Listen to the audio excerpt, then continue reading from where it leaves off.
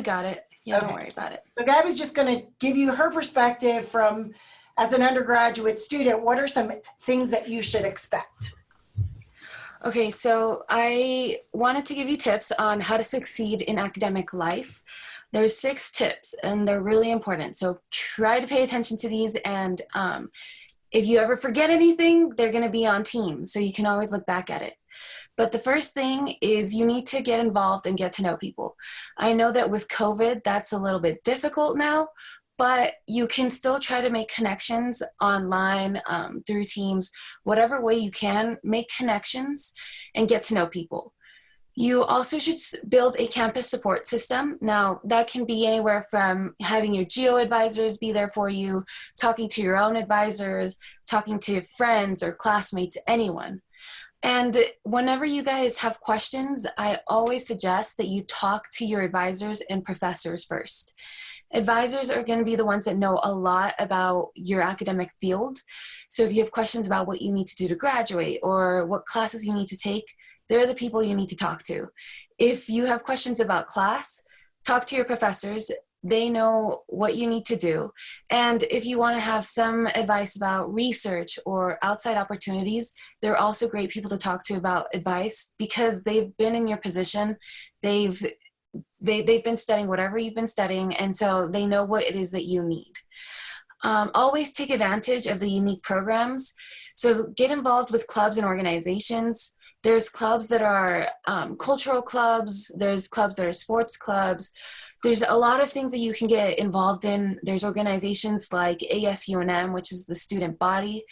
Currently, our ASUNM student body president is an international student, and so is the vice president. So you can always get involved on campus in different ways. Attend campus events. A lot of them are going to be online, and I'm pretty sure that in your homework, you had to go look at the calendar of events through My UNM. There's a ton of things that you can attend even though we're doing things online. Attend campus events if the campus ever opens up. You can go to fun campus events. There's events which I plan for international students, and then there's events that UNM plans for all of the students, and that could be anything from a movie night to disco night. They have a ton of little fun events that people can go to. They had a foam party one year, so it's really fun to go to them. And always engage in study groups. If you have a question, it's very likely that other people have a question, and you can learn from each other. So getting involved with study groups with your own classmates is really important for your learning experience. And it's also a good way to stay connected to your classroom, make sure you're being on top of things and that you are really learning. The other thing is attend class and participate. Whether you like it or not, you guys are in college. You have to really go to class and learn. Virtual classes are still going to be counting attendance. They can see your name, they can see how many people log in. So it's really important for you to attend. Yes, it affects your grade, but in the end, if you don't attend class, it's going to affect your grade even more. You also want to engage in discussions.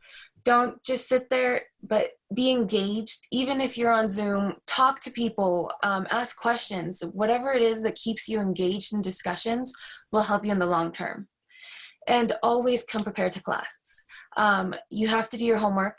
It's not only because you're getting a grade, but also because it helps you learn and it helps you participate. So you just really have to make sure you're prepared and you're reading, doing your homework. Everything that the professor wants you to do, do it. Don't be afraid to ask for help, and don't wait until it's too late.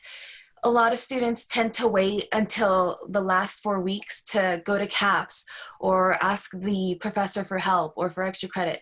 Don't do that. If the professor gives you extra credit from the beginning, do the extra credit. All it's going to do is help you learn and help you boost your grade. If you don't want to ask your professor for help, go to CAPS. CAPS is the academic resource center where they do tutoring, and they do offer tutoring online. So you can always get tutoring from CAPS.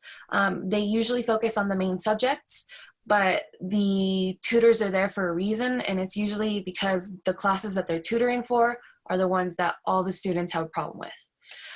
Attend resource centers. Linda mentioned the El Centro, which is a great resource center for Hispanic students, as I would know. They also offer their own tutoring sessions, their own advisors. Days would know Afro is also a great resource for students to go to. So there's a lot of resource centers. Look for them and go to them. Geo is always going to be there to help you, whether it's advising questions or, like someone else mentioned this morning, they couldn't sign up for classes. Any type of question that you guys have that is related to immigration, all of that, we're here to help you guys. Now, everyone will have their own materials and workshops and skills. So that comes from different resource centers to CAPS to GEO. We all have our own workshops where you guys can go and learn a little bit more about specific topics. If you're going to be asking for help, let your professors know that you're struggling. It's okay to say, hey, I'm having a hard time. Don't worry, they're not going to judge you. They've been students, they've had students that struggle. They're there to help you. So just let them know, and that way they're kept in the loop. It's also good to tell them that you're an international student and you're going to need some help. Communicate with your advisors so that they know if you need to drop a class. Communicate with them so that they know and they can tell you what it is you need to do the next semester to stay on top of everything. Stay on top of your assignments and don't procrastinate. So every class will have a syllabus where they give you a class schedule and usually will tell you your homework schedule. So stay on top of it. Get a planner or schedule something online and make sure you know when your assignments are due and when your classes start. You should become familiar with UNM Learn, like Linda was talking about. That's going to be the learning platform that you will use. Take quizzes, take assignments, see any type of resource that your professor gives you. It's usually going to be on UNM Learn. Number 5 is take responsibility.